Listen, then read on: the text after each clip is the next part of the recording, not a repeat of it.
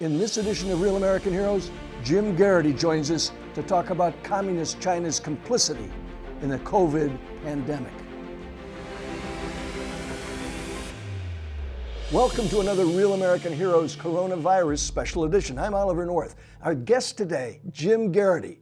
He's the senior political correspondent for National Review, best-selling author of books like Voting to Kill and The Weed Agency. His new novel is entitled Between Two Scorpions.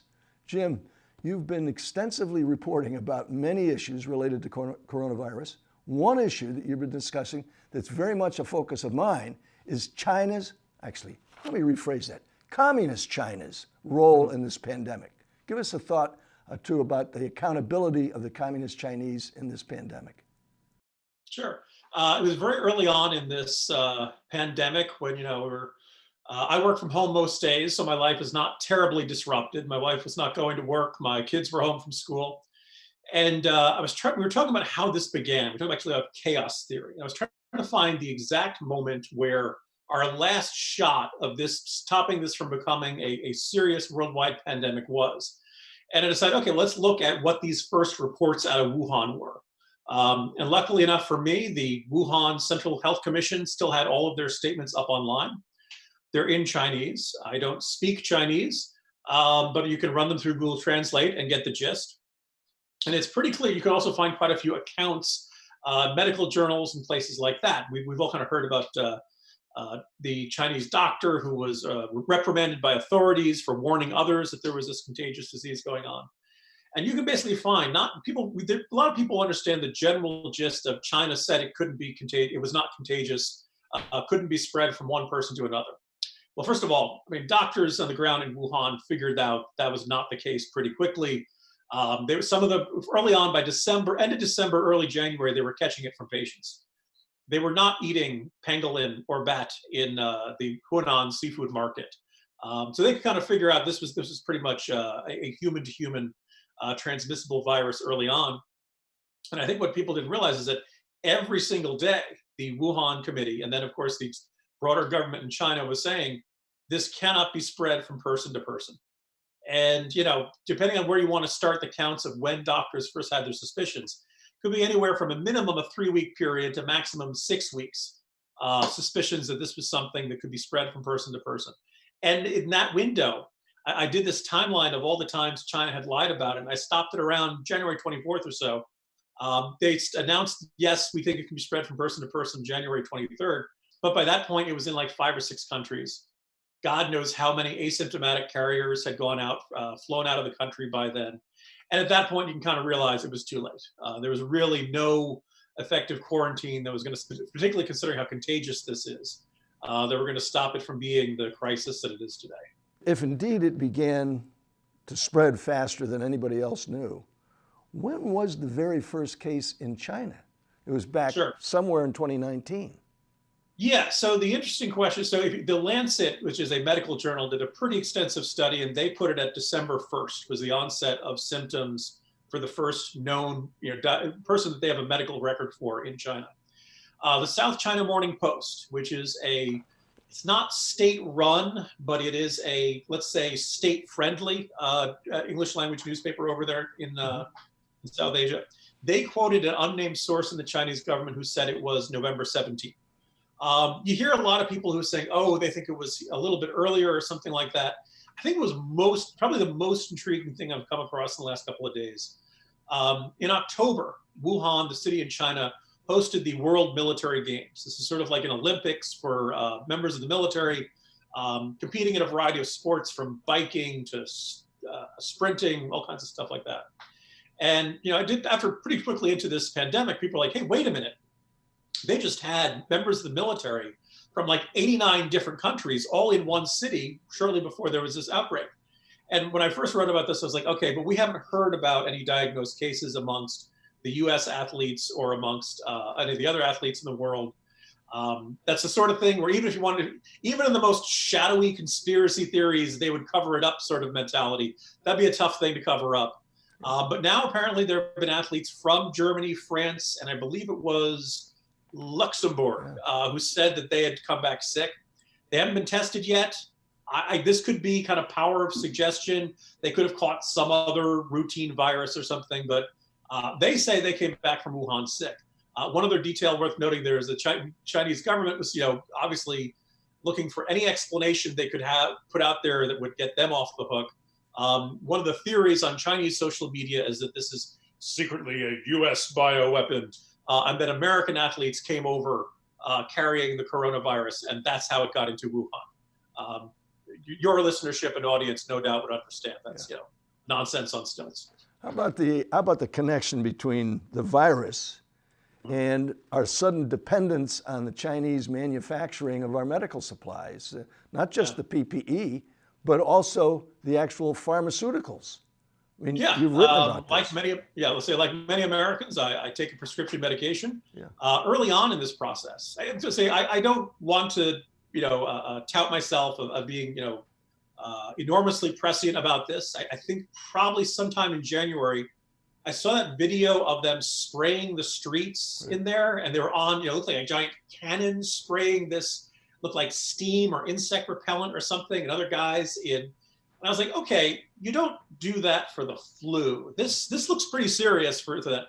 And then it was a short time later, they actually shut down Shanghai and Beijing, the two largest cities. Wuhan, by the way, is also a pretty significant industrial center.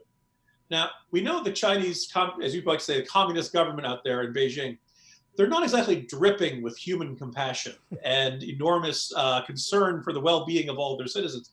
So they're not shutting down all of their factories unless they absolutely have to, and unless they've discovered something really, really bad. So I think that's when I kind of started tuning into this story.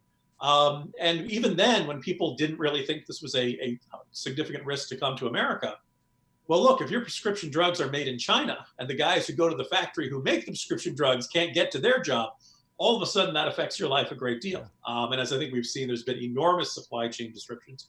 Thankfully, so far as I know, according to the Food and Drug Administration, no one has not been able to get the medication they need, but we're far from out of the woods yet. I think between this and all of the accounts of tests, personal protective equipment, masks, I know you probably heard a bunch of these horror stories. Yeah. I think my favorite was the report of a shipment of masks from China that was sent to Pakistan that was allegedly women's underwear, which is, perhaps they have other ways of enjoying that material, but that was not, the FDA is not approving the use of that for protective purposes. Not yet.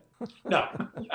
The reaction of the Chinese Communist government to the criticism, it strikes me as erratic at best.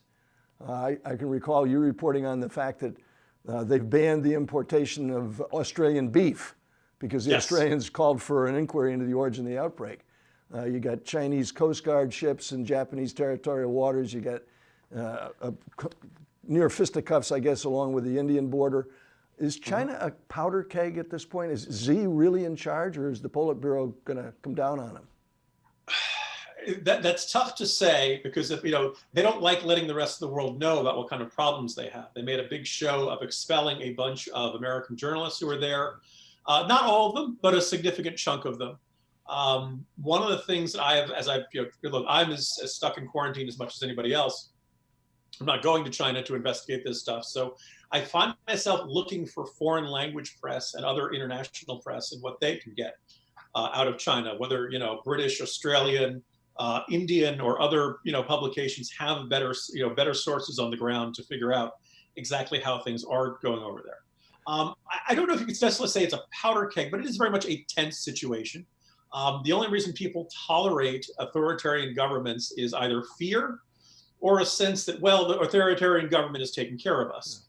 It is very tough to argue that the Chinese government is doing a good job of taking care of its people, particularly when they have this. And there's been much more louder discontent amongst the masses since the original outbreak in Wuhan.